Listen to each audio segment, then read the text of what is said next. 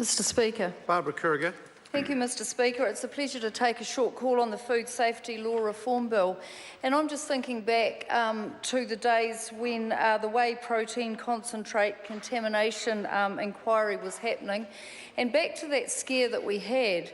And I just want to share an analogy with you that I used in a speech that I did at the time. And at the time, Team New Zealand was doing their boat racing, and the dairy industry was going along at its $8 or whatever it was. Team New Zealand was going along at its 8-1 up, and we all had a huge amount of confidence in the industry. And I think you can all remember that day when Team New Zealand just about tipped out of the water, and it managed to recover just in time to get up and finish that race.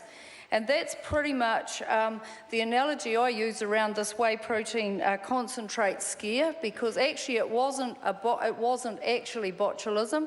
It didn't prove to be botulism. It wasn't something that actually was going to sink the boat, but if that boat had have tipped over and sunk, it could not have continued on that race. And so it's really important that when you get into a situation like that, where the wheels start to fall off, and that's probably not the best analogy for a boat, but you know, the rudder starts to shift in an industry, then it's really important that we have all the systems and processes in place so that we can act quickly, so that we can upright that boat and that we can continue sailing. And it's extremely important for a country like New Zealand, because 60% of our food and beverage it accounts for 60% of our food and beverage exports that we actually send overseas. And we're an employer of 79,000 people, so it's really critical to provincial New Zealand and urban New Zealand.